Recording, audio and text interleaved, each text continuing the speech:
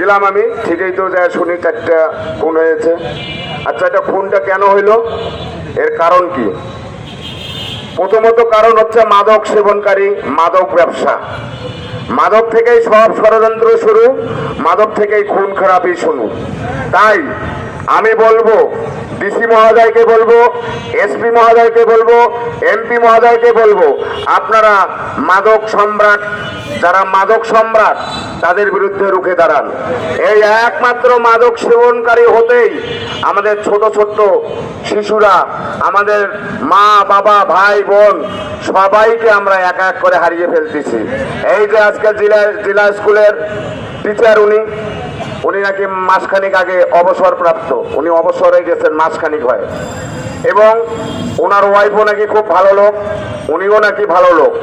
ওনার মেয়ে honours final করলো শুনলাম, আর ছেলেটা সুন্দর একটা ছোট ছেলে, 12 বছর বয়স, ও ক্লাস 5-এ পড়ে, জেলা স্কুলেই পড়ে।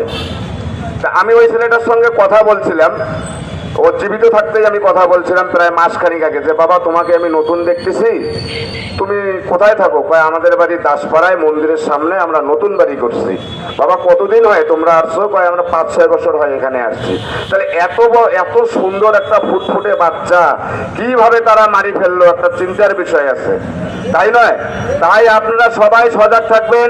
আপনাদের আশপাশে যদি কেউ মাদক বিক্রি করে, যদি কেউ মাদক খায়, তাহলে ও অবশ্যই তাকে প্রশাসনের হাতে তুলে দেবেন। এটা আমিও প্রতিজ্ঞা করলাম। আমার এলাকায় যদি কেউ মাদক সেবন করে, কেউ যদি মাদক বিক্রি করে, আমি তাকে অবশ্যই, আমার এলাকায় জানে আমি কি ছেলে, সবাই জানে আমি এগুলো পছন্দ করি না, এবং আমার গ্রহণযোগ্যতা আমার এলাকায় আছে প্রভুর কৃপায়।